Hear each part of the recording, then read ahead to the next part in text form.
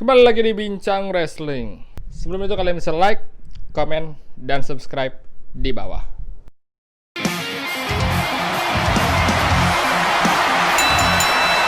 Oke, jadi Bincang Wrestling minggu ini gue bakal ngomongin tentang WWE Thunderdome. Jadi yang rame banget beberapa minggu lalu, WWE baru aja ngerilis WWE Thunderdome. Apa itu Thunderdome? Jadi WWE aja baru live Raw dan SmackDown ya, dimana orang di seluruh dunia bisa nonton WWE secara live ini bentuk tampilannya, dan pasti lu udah pada tahu. Gue mau ngebahas ada 3 aspek yang menurut gue ini ide brilian dari WWE. Pertama, gue bilang ini ide yang buruk dari WWE. Ini apa sih? Ternyata setelah gue pikir-pikir dan gue lihat lebih lanjut, ternyata ini ide yang cukup brilian dari WWE, Vince McMahon atau siapapun di belakang layarnya. Yang pertama, Thunderdome itu evolusi dari industri kreatif. Kita sama-sama tahu nih, WWE itu ada sport entertainment. Menurut gua, si Thunderdome ini bakalan jadi suatu revolusi dari dunia industri hiburan gitu. Dan mungkin meskipun belum di NXT ya, karena mungkin NXT nggak sebanyak Raw dan SmackDown juga penontonnya, karena NXT belum sampai sejuta, dan pun AEW yang udah sampai sejuta lebih tuh Raw dan SmackDown. Yang nggak sejuta mungkin ada Raw kalau yang lagi bagus ada sampai 3-4 juta penonton, dan SmackDown juga sampai 2 juta penonton lah. Dengan adanya Thunderdome ini jadi pendongkrak dunia hiburan gitu. Nomor 2, seluruh dunia bisa nonton langsung.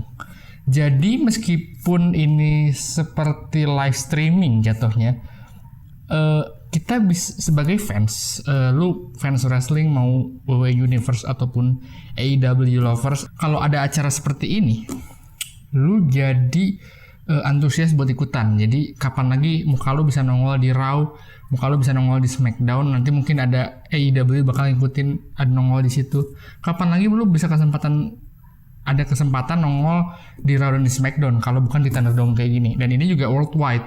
Kemarin gue lihat di grup gue Pro Wrestling Fans Indonesia, ada sekitar 2 orang yang udah pernah login, yang udah pernah nyoba masuk di live-nya tuh, dan itu worth it banget sih. Bisa nongol di TV dan bareng-bareng. Nggak cuma dari, ternyata Thunderdome itu nggak cuma dari Amerika doang ya, dan negara-negara maju lainnya. Ternyata dari Indonesia juga bisa. Kemungkinan lu kalau orang-orang kita bisa nonton bareng-bareng, orang-orang Afrika, nonton orang-orang Arab, nonton orang-orang Sudan, kan siapa yang tahu. Dan yang ketiga, ini bakal menjadi bisnis baru. Ini bakal menjadi bisnis baru di nggak cuma wrestling tapi dunia hiburan lainnya. Dan gue nggak tahu apakah sistem Thunderdome kayak WWE ini bakal ditiru oleh banyak industri lainnya kayak NFL, basketball, baseball, UFC, bahkan AEW mungkin ngikutin cara kayak gini juga. Ya gue nggak tahu, tapi ini bakalan jadi suatu bisnis yang baru. Kenapa gue bilang gitu? Sekarang masih gratis. Biasanya nonton Raw dan SmackDown itu bayar kan, berbayar. Kemungkinan nanti ada hal seperti ini bisa jadi bayar. Kita harus bayar berapa dolar untuk kayak gini. Kemungkinan kalau COVID-19 ini udah beres, udah selesai, kemungkinan peluang bisnis itu ada 2. Jadi kalau COVID-19 udah beres, penonton boleh masuk stadium lagi. Apapun tempat pertunjukannya itu, mau Madison Square Garden, Staples Center, atau Texas Alamodome, apapun itu. Nah, nanti mungkin akan dibagi 2 atau dibagi beberapa seat untuk yang nonton online.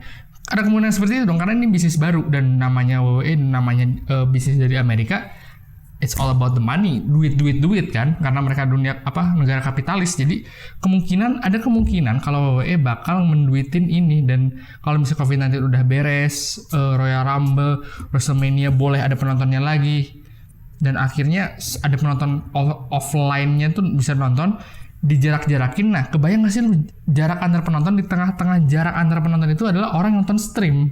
Kebayang nanti lu bisa nonton WrestleMania live, dan kalau nongol di WrestleMania itu tapi lewat stream. Sementara kita sekarang stream lewat WR Network atau apapun itu yang berbayar juga ya.